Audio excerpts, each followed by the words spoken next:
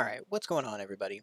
I'm Sage, and I wanted to make a quick wrap-up video of the last Mythic Plus week we had, number 4.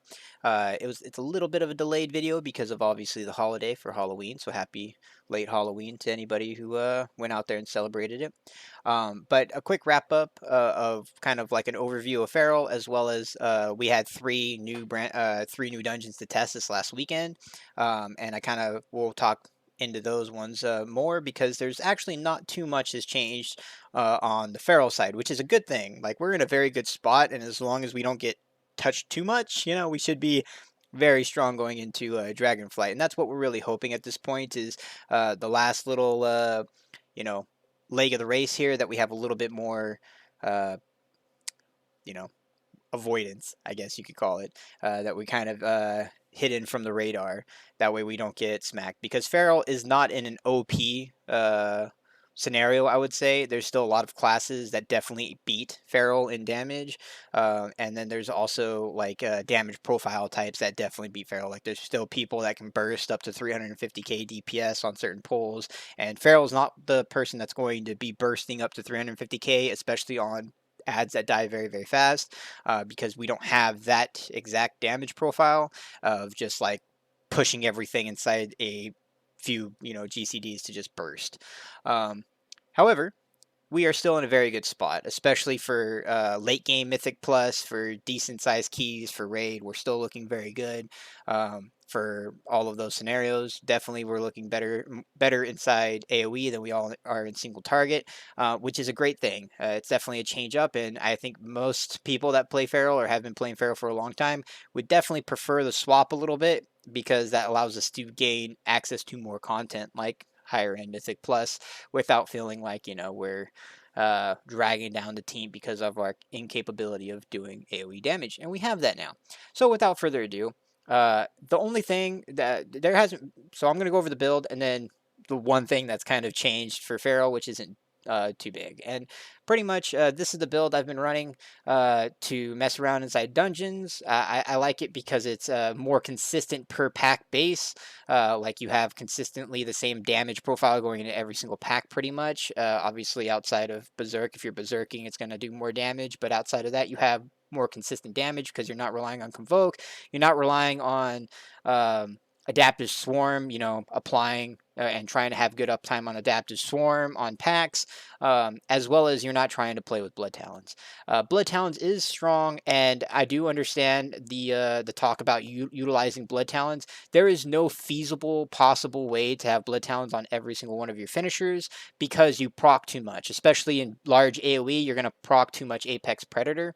You're going to just get all those free ferocious bites, and you don't want to waste it because Apex is giving you that 25% rip damage across your targets with Sabretooth, so you don't want to just waste not pressing Apex because you want to save your Blood Talons for your next Primal Wrath, unless you're able to, like, you're about to, press Primal Wrath and you get a proc, then of course you press Primal Wrath to use that Blood Talon proc, and then just Apex after, and that would give you 50% increase damage across your rips for 4 seconds, and then for the remainder of the time, you'd have that increase 25% through Blood Talons. The conversation with the Blood Talons is that if you're able to keep it the majority of the time applied to your bleeds, then not the majority, but like a 60% uptime or so of your bleeds, then it's not going to give you that full 25%. You're actually going to get a little bit less of it overall, but you will get more than 15%, right? Across your damaging abilities. And overall, you could definitely make the argument that overall, yes, you could get a little bit more damage out of it. However, that also comes down to if you're overriding your Blood Talon bleeds at poor times, then you could just be negating a lot of damage in packs, as well as the abilities that you have to weave in there in order to make sure you're gaining those Blood Talons to try to keep that uptime.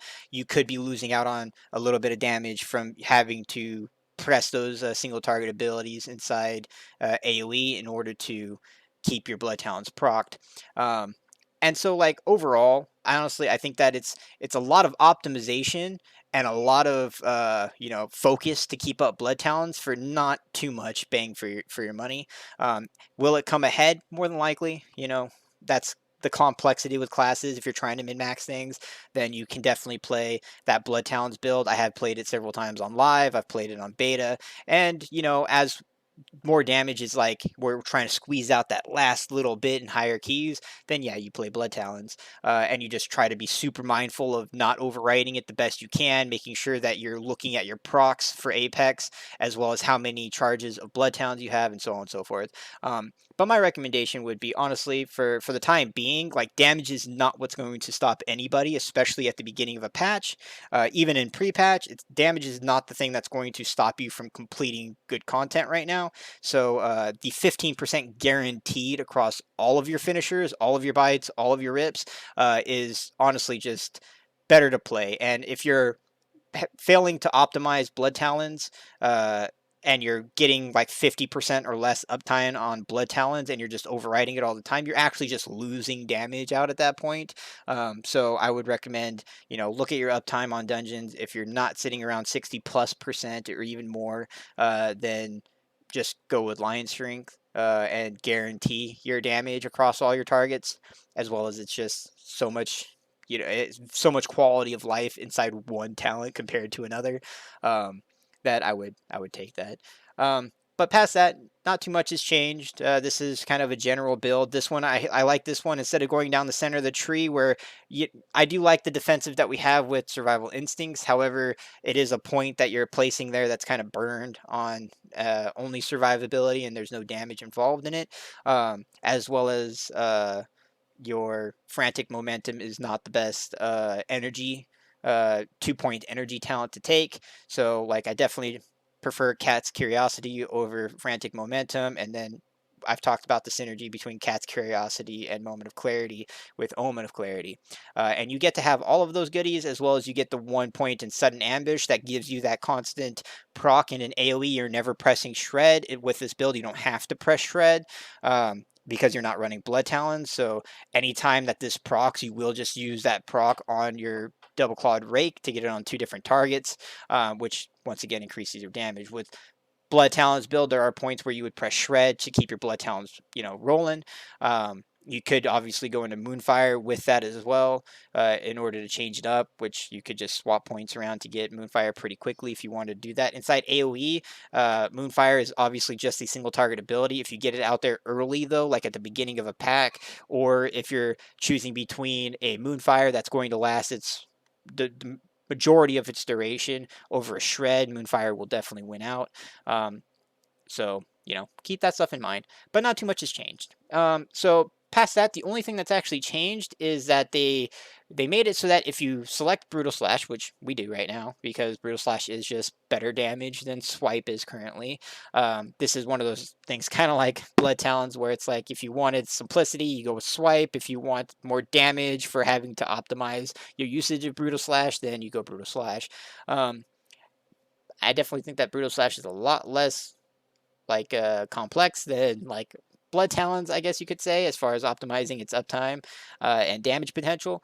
However, it is still something we're selecting. And what they did is that if you were to choose Brutal Slash and then you go into bear form, you wouldn't get anything. Your swipe would just be gone because you wouldn't have swipe anymore as an ability. So now they just gave bear Brutal Slash, which initially when this first came out, we're like, are we gonna like bear weave? Is bear weave a thing? And it's not, 100% not. So you can go into bear and you can use this. However, the charges share between cat and bear.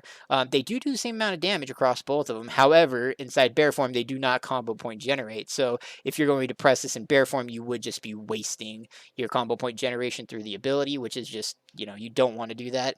Obviously, you can be defensive and use Brutal Slash and get the same kind of damage for it, but there's never really a scenario where you would go bear to press Brutal Slash for damage, unless you're trying to like off tank, kind of like if the tank died or something and you went bear form, but you still want to try to kill the last little bit of ads or something. Maybe, like, obviously very very niche scenario that you would ever do that, but bear form does have Brutal Slash now, so if you did go and shapeshift into it, you could press it, but just the big takeaway is that you will not generate combo points from pressing it, and that the charges are shared between the two forms.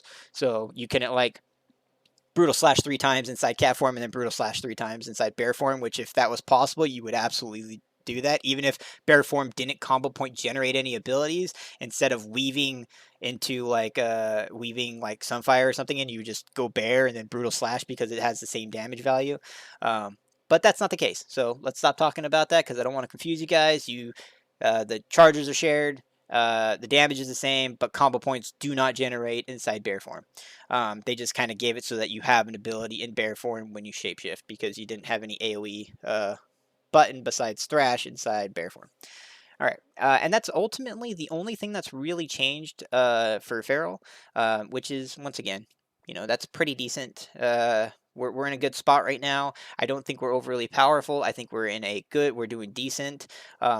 So we will just have to see, the other thing I want to talk about, we had 3 new dungeons this Mythic Plus weekend, and that was the Nokhud Offensive, and that's the dragon riding dungeon for Dragonflight, where you're going to use one of the dragon riding dragons, whichever one you want. I prefer the blue one. In order to travel the dungeon, which I actually think is pretty cool. At first, we were like, okay, this could be kind of cringe a little bit, but even with just the very bare basic without leveling up dragon riding at all, it is very easy and very quick to transverse, the dungeon and get around because they have these tornadoes that you can shoot up in and so on and so forth. The dungeon itself, like it's not a bad dungeon. They did some recent changes that I'm a little questionable about. So like the first boss and the trash around the first boss trash is actually pretty deadly. There's a lot of archers, and there's a lot of casts that can stun people.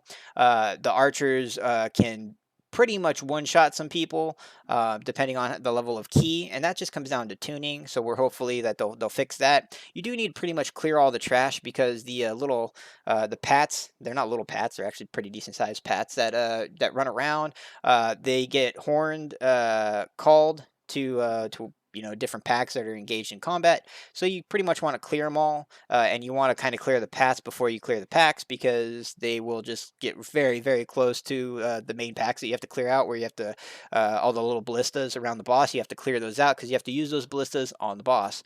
For the boss, there's an ad, and this was actually something like initially in like heroic and stuff. You never notice this ad like ever. Actually, I don't even know if that ad is there, but I didn't notice it anyway until we started doing Mythic Plus. And then there's an ad. You have to kill the ad because the ad will go to the ballistas and stop you from being able to shoot them. And you want to shoot them because the boss will start doing an eruption cast that hurts very, very bad for everybody. It's a big AoE that he does, and it ramps up if you keep letting it go off. So the objective is kill the ad, and then use the ballista to stun the boss, and rinse and repeat pretty much. And then after that, you fly away. You fly to the next boss area. You have to clear 4 totems, and once you clear the 4 totems, you can engage that boss. You do want to clear as much trash around that boss as possible. The totems, the 4 totems, you want to kill the totems as fast as possible. And there is some wonky issues with the totems because they look like they're immune to anything but direct damage. So bleeds and dots and stuff don't work on it, which I don't think that should be a thing. I think that 100% bleeds, dots, and all forms of damage should 100% work on the totems. Because you can sit there and cleave off the totems and your bleeds will still hit everything, but if you're actually just using your bleeds on it, it doesn't show that your bleeds are actively doing damage to the totems, and so the totems just last longer, especially since our entire package is, damage over time pretty much, right? So you're going to ferocious bite on the totem and bleed everything else. So I really hope they change that because those totems, if you don't get the totem down fast enough, you will just start getting trucked by the lightning damage and stuff that's going on. And then past that, that next boss, the second boss, he shoots out these orbs, and you want to collect the orbs, and it stacks up to 10, and it will continuously give you a damage amp.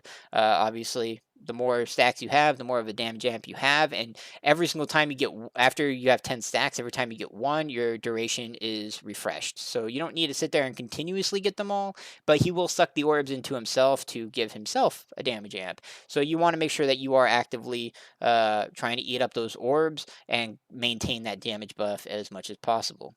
After you kill that, you fly off to the next area, and the next area is actually where I would say most of the percentage is going to come from inside this dungeon, where you're going to go and you have to kill all of these packs on the hilltops, and then you would be able to fight the next boss. When you're doing these, there are some casts that will like pretty much turn a friendly target into an enemy, and you could accidentally kill your friend. So just make sure that you're looking at those interrupt casts. There's a lot of ground effects and a lot of damage for swirlies, as well as there are birds that fly around. I believe there's also a call that calls them in. So just be mindful of those.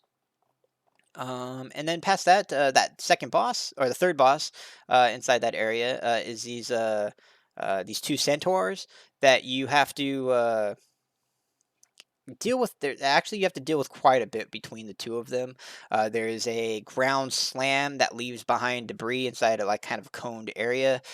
There is a wind arrow that the archer will shoot at you guys, and then you guys will spawn tornadoes around you.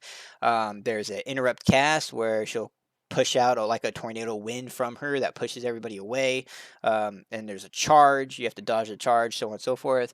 But it is kind of a two-target cleave fight. You do want to try to keep them together as much as possible, so you can continuously do that damage. But the male centaur will keep running away, so you have to keep that in mind. But past that, after that, you fly to the last boss area. The last boss area, once you fly there, is actually kind of weird because if you're on a dragon riding mount and you try to fly to the gates that the last boss is, it'll launch you back to the start of that kind of like area that the last boss is in, and dismount you. So you can't dragon ride there, which is a little bit weird. But it's not like the end all be all of anything. But this is where like they changed it, and they added these the double centaur packs, which these are kind of like the elite mobs. And before there was the first two centaurs didn't exist, and then after that it was actually clump packs of like varying mobs, which I actually thought was good. Like it was like you had decent mob density going down, and then you had these two elite centaurs, the ones that they've duplicated several times now, at the end that you fought. But now they just literally have 4 packs of these double elite centaurs, which I don't know what their thought process was with it, because you're just going to skip them all. At least the majority of people will probably just skip every last one of them, because you can skip every last one of them. And that makes it weird because they literally went from having a packs that you would play to having nothing. Like you just after you get 100% before you go to last boss, and then once you get to last boss you skip everything. And if you have like a priest that can soothe, you can skip all of them without a invis pot, because they not only take a long time to kill, there's only 2 targets, and it's just not worth it at all percentage wise, nothing. So you would skip all 4 of those packs, those 2 mobs, and there's 4 of them. You would just skip all of them, which is weird. I don't know why they decided to change that, but you just get 100% trash completion before you even go there, and then you go all the way to the last boss, and then you do the last boss. Now the last boss, if you are going to skip all of them, you do need to take him off to the side and kind of bait his charges away from the 2 centaurs that are like right there at the boss area. But it's completely doable with not killing any of those trash mobs. The other thing is that there's a ton of like ads around the last boss. That's not that main pathway of those this double centaur packs that we're talking about. However, none of them give percentage. So if you were to go and kill all of the big packs and stuff that are off to the sides and stuff that are like training, is what it looks like it's kind of like a little war camp, and they're training, they give 0 percentage. And any of the stuff, like once I was talking about how when you're dragon riding it like teleports you back, none of that stuff gives you percentage either. So it was very weird percentage wise, and then it was very weird that they changed the mob density on the way to the last boss into these packs, and you literally just skip all of them because they are a waste of time and they're not fun to play.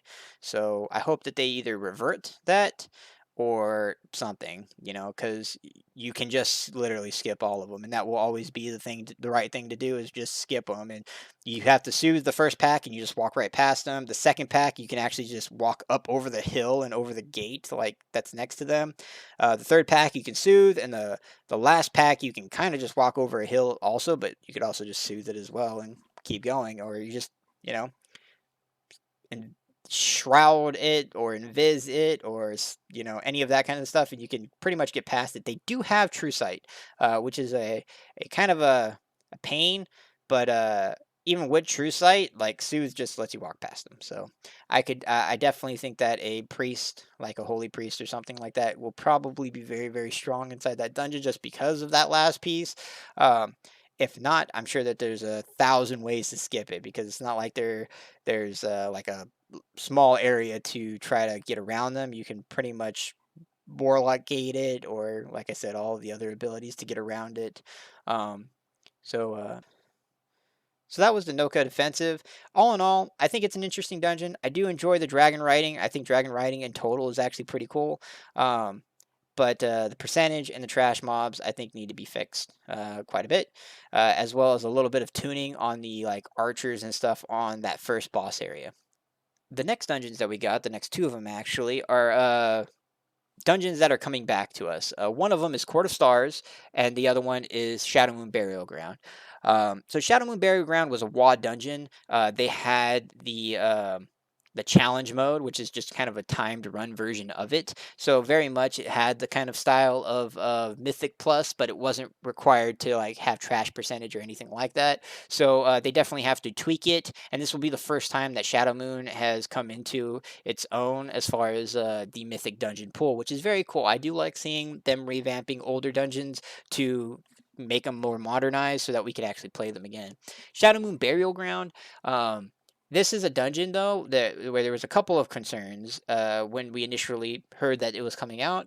However, a lot of that is not really an issue in it. So when you start off in this dungeon, um, the elementals are things that you want to try to avoid because they do a decent chunk of damage, as well as they throw swirlies all over the place. They do a pulse that you definitely don't want to have too many stacks of. And so like after you do the first little 3 pack, when you enter the dungeon, that first elemental you're going to skip. However, they've changed it so that the packs on the side all have elementals in them now too, that they're kind of like doing a ritual cast towards. So you have to fight them, but it's not too bad. And then once you get down to the first boss is the first major issue I think most people will run into. Most of the mechanics on the first boss are fairly straightforward. It throws daggers down in the location of the players. You want to be as far away from those daggers as you can, because the further away you are from those daggers, the less amount of damage you take from the pulse from those daggers, as well as you want the tank to be on the opposite end of the entryway that you guys came in. And the reason why is because if the boss is on the opposite end, the big mechanic here is that they will summon a sacrifice on the opposite end that you need to kill before it reaches the boss. Otherwise, the boss will get an enormous amount of HP back. And I mean an enormous amount. Like, if you don't kill the first one, it will just pretty much full heal the boss again, which happened, especially in the 15s that I tested in, where we were first figuring it out, where if you didn't kill that by the time it got to the boss, it would just full heal. This is the issue I have with it, is that this will make it mandatory to have certain classes inside your comp, because it's only stuns or specific slows that will actually stop this ad. And I want them to change it so that normal CC ad CCs will affect it, because for Druid, your Sox Vortex does not work. Typhoon does not work. Your Bash absolutely works because that is a full stun. However, it's not enough, because that happens more than once every minute. I think it's like every 35 seconds or something like that. So you need to have more stuns throughout your group in order to make sure that you can stop this guy before it gets to the boss. We do have our infected wounds slow, but it's not enough to stop him from getting there. Death Knight's Chains of Ice is super strong here, because the amount of reduction it gives, combined with other slows is very, very strong. Also, any classes that have double stuns is very, very strong. Ring of Peace doesn't work on this thing either. It's mainly just stuns and any kind of like direct slow, which will force a lot of people to play certain builds or certain classes when you go into Shadowmoon Burial Ground just because of the first boss. And I hope that they change it up. Like they make it so that other CC effects will work on that ad, and then it won't be a problem because everybody can bring some form of CC or slow or something. And so like if you have a combination of any classes, then you'd at least be able to rotate between your class CCs to get it done. However, there were several times where we ran out of stuns for it, and it would not have enough damage to kill it, or you'd have to save all of your damage for the ad so that you could try to burst down the ad. However, Feral doesn't have very good like super single target burst, right? Especially like even if you have Convoke, which I did have Convoke for a couple of the playtests I did in Shadowmoon, even if you try to Convoke that ad, you're sitting there wrathing the boss, or putting Moonfires on the boss because you still have two targets within range. So keep that in mind. Uh, you know, uh, Feral Frenzy is something that will just do damage on that target, and then obviously you just try to put up all your bleeds as much as you can. Um, After that, when you go off to the second boss is super simple. I don't think we had any issues with that. I would say with Thundering buff, just make sure that you guys clear the Thundering buff before you get split into realms. That was something we always made sure we did. And then before you get to the third boss, you want to make sure before you get to the bridge that you're actually around like 80% of trash completion is what it seemed like. You want to be at 80% there, so you either want to pull like a side pack after the second boss, or you pull in like more spiders, because there's like two spiders off in a little cove or something like that. You want to make sure that you're at 80% to go forward, because if you don't, there's not enough trash to get percentage on the way to the last boss, because there's not a lot of trash left. Um, the third boss is very, very simple. It's pretty much just if it starts in hell, you go into these little like wood or bone piles that just slow you. And for Feral, we just weave into Boomkin while we're there for a couple seconds. You throw out your dots on it, and you go about your day. And then just make sure you watch out for frontals. If you do get inhaled, it spits you into the water, and then there's these little like vortexes that will shoot you back up, and you start fighting.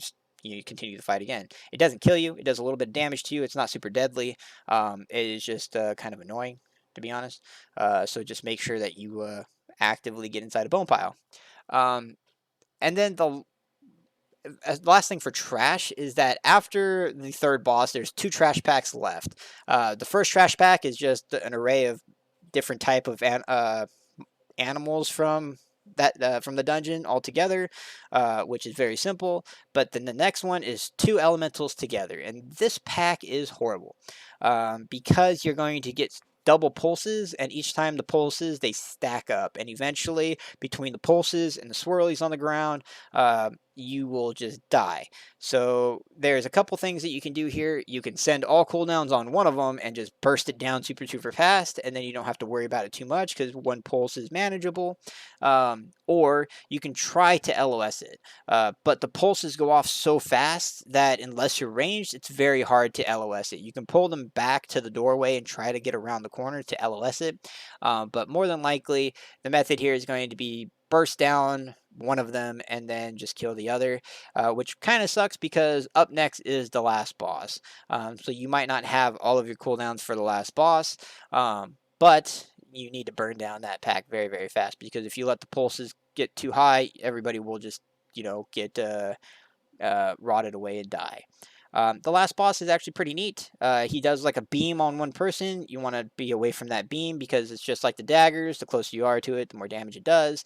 He'll do a frontal constantly at the tank, as well as the walking wall of death, where skeletons will walk across the room. You have to kill one of them. That opens a path, because if you walk through it, you will die. There is some comps that are trying to skip it, like Warlock Gate over it, but most of that is super janky. and honestly, I don't think it's too worth it. The skeletons die relatively easily, and you can have the boss pretty close to all the skeletons when you're doing it, so you can just cleave off of the skeletons onto the boss as you're continuously fighting. As well as for Feral, it's really good because you get a couple extra targets to get some Primal Wrath on, get your rips on it, so you can get those Apex procs onto the boss, so you can kind of funnel. You can also just funnel into the skeleton as well. So Shadowmoon Burial Ground, there's a few tuning things I think need to be done. And then just everything else would just come with time, learning how many, what's the best mob to pull to get to that 80% before you go to the bridge for the third boss. And then obviously the best way to handle those double elementals, if they nerf them down, if they slow down their cast, so on and so forth. Maybe a Warlock's Curse of Tongues there would be really good. I don't know. I don't know if that would actually slow it down or not, but those guys definitely hurt. And then the last one is Court of Stars. And Court of Stars is probably the most recent dungeon that all of us have played because when Legion Time Walking came around, we were able to do Mythic Plus season, the Infernal season for Legion, which was really cool that they just kind of brought it back so we could test all of the Legion dungeons in Mythic Plus again. And so it's not the oldest one, as well as obviously every time Mythic Legion Time Walking came around, you got to play it. So Court of Stars, there's a handful of things that they've done that made it. It's by far the easiest dungeon out of all of the dungeons right now because it's the most undertuned dungeon, I would say. The one that they've took tuning probably a little bit too far, as well as some of the changes that they've done inside the dungeons to the mobs that we'll go over. So when you first start off, obviously you're taking a boat right across, and you have to clear these pillars to the first boss. If you don't clear the pillars to the boss will just call reinforcements all of the time to aid him, and you don't want that because that's it just makes everything harder. You get a whole bunch of kind of frontals, and you get more damage going off, and so on and so forth. So you kind of want to clear the pillars as much as possible. Obviously, in high-end Mythic Plus, you'll probably skip a couple of the pillars and just have the ads that we can cleave off the ads and funnel into the boss. But you're going to want to initially clear all of the pillars going into that first boss. That first boss does still have a vial, an alchemist vial on his desk that if you go and press it, that about 20% he'll go over and drink it and just die. So you do have all the profession abilities still inside the dungeon, which will definitely be a big part of your comp when you go into Court of Stars. Now, after the first boss, for the first boss, he does the frontal that goes frontal and back, where it shoots his beam front and behind him, as well as he'll put a debuff on people that slow them down. You want to jump. Every time you jump, it takes a stack of that away. You want to clear that as fast as possible because he will try to beam you and kill you. And past that, you just got to avoid the things he puts on the ground, which are mainly like these purple lines of death, especially if you are slowed. Druids actually have kind of a benefit to this because you can just shapeshift it off. If you don't want to jump 3 times, you can just quickly shapeshift into bear and shapeshift back, and then it's gone, so on and so forth. After that, you start running off to clear the enforcers, and every time you clear an enforcer, the second boss will send out a one of their generals or elite generals or whatever to come and fight you. And you want to clear these because each one of these give the boss extra mechanics during their fight, and you want to have the boss with as least of these as possible. The enforcers in the past were super deadly because they did a detonation cast that you needed to LOS, or at higher keys it would just instantly kill you. And this is the big change that they did to this dungeon, is they just made that interruptible. So now it's literally just not a thing, and you can pull the enforcer with several other mobs and just make sure that you're interrupting the enforcer, and it's a cakewalk now. And then you get the generals to come out, you fight the generals just as you normally would. Past that, that third boss is fairly straightforward and simple. It's going to put out these little fire patches that summon imps. The imps just need to die very quickly. They all have low HP, so no problem. You kill that boss, and then the kind of annoying RP version of the Court of Stars that everybody knows about is that you turn into Nightborn, and then you have to go find the different clues that tell you which one is the imposter, or tell you the clues about which one's the imposter, and then you have to figure out which one is the imposter, which can be a little bit annoying. Obviously, everybody will just end up having a weak aura that will track it and then send that information to everybody else so that everybody can look through it, and that'll be much easier to find the infiltrators. On beta, not everybody had a working weak aura or had one that would share what they placed out. So people would put in something, and then if they put in something that was wrong, it was kind of annoying. But eventually, you find that out. You go up, you kill a little dreadlord that spawns from that. That dreadlord does give percentage now, because I heard that like in the past it didn't give percentage, which is not something I would have remembered. But I heard that in the past the dreadlord did not give percentage. After that, you go to the last boss. Now, the last boss is definitely the hardest boss out of all of them, I would say. And it's not because his mechanics are specifically difficult, it's because they're hard to see. So he does pretty much a charge, and every time he does a charge, he leaves an after image. And then eventually he'll do Piercing Gale. Every time he does Piercing Gale, there'll be like these wind lines that shoot that make the shadow versions of himself like place out these lines that are very, very hard to see. And if you get hit by one, you just die. And so I kind of want them to increase the visibility of those lines by a lot. And like I play on full graphics, so like I can see it as well as it can be seen pretty much. But like I definitely think that they could make it more noticeable. There's definitely wind effects inside the game that are super noticeable, and they just need to put a little more coloration into them so that you can definitely see those lines a little bit better, because especially with people running a lot of melee comps right now, that's you have a lot of people inside a small area, and then noticing underneath those people's feet these little very light wind lines that will one shot you is very hard to see. So I really hope that they look into that. But past that, the last boss isn't super difficult, as long as you don't get sliced up by some wind. And ultimately, I think that's all I wanted to cover inside this last Mythic Plus week. Like I said, not too many changes for Feral. We got our bear form gets Brutal Slash if you select Brutal Slash, and past that, we're still in a good spot. We're sitting pretty nice, and we'll hopefully stay that way going into Dragonflight. That way, we can definitely be very competitive inside all content, so that we have a kind of a foothold in there.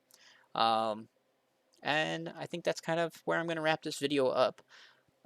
This next coming weekend, hopefully we get the last dungeon, and that way we can test out all the Mythic Plus dungeons, as well as they did add a trinket vendor for all the different trinkets, so I'll probably be playing with those ones and kind of see which ones are a little bit better, the trinkets from the dungeons anyway, and see which ones could be potentially pretty cool to play with. And then this Mythic Plus weekend, I'll be trying those out. So if you want to come check me out and see how I'm trying those out, or if you have any questions or anything, you can find me over at twitch.tv/sageshifter.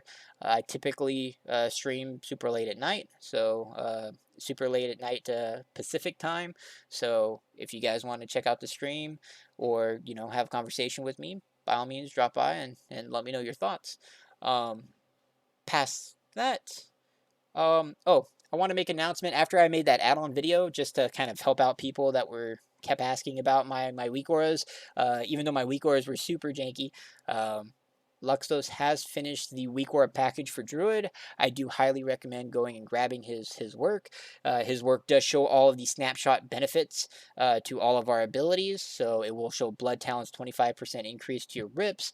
It'll show your sudden ambush procs, your stealth procs. All those percentages will show over all of your bleeds.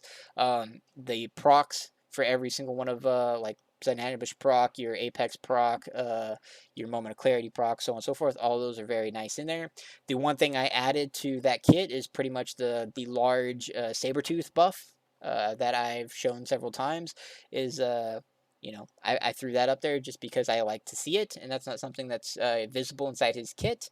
Past that, I think that it is a good weak aura package, and I think that it's a more inclusive one for all the forms and all of the specs. So if you're looking for something that's a one-stop shop, definitely go check out his website at luxos.com and grab that weak war package like I kind of mentioned before inside the add-on video, and that should keep you solid throughout Dragonflight. If there's anything that you'd like changed or adjusted, you can definitely submit some information back on his Discord as well if you'd like something added, or you want to learn how to change something up. For me, ultimately it looks like it takes a little time to get used to a new weak aura package, especially changing it up from alpha to beta to a brand new one. However, I think that his package definitely allows you to be very. It's very fluid, especially since we're adding so many abilities. So, like, if you add Adaptive Swarm, you add Moonfire, it just makes the bar or the weak aura longer, so that you can place those in there, which is very nice. It just adapts to your abilities. It's not trying to over clutter anything. It just makes that longer so that you can see and track all of them as if you were tracking your normal bleeds, which is very nice. Now there is definitely I was watching him as he was making some of them.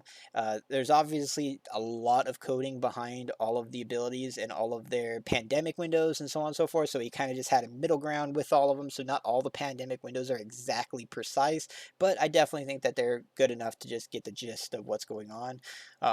If you were trying to hard min max any kind of pandemic windows, you would already know the pandemic numbers. So just keep that in mind. For I would say 99.9 of all feral players will have no problem with the snapshots or the bleeds from the visual perspective of what he's displayed on his weak aura. So make sure you guys check him out, and you know, uh, get the weak aura that's very inclusive to everything that we need to do. And I think that's all that I'm going to say here. So thank you guys, and I will see you in the next video, which will definitely be about the Guardian Druid changes, because we just got a slight revamp to, I guess I don't even know if I can call it a revamp, but they changed the talent tree and moved some things around. So I will have a video coming out with my initial thoughts of that coming out soon. All right, see you guys. Thanks. Bye bye.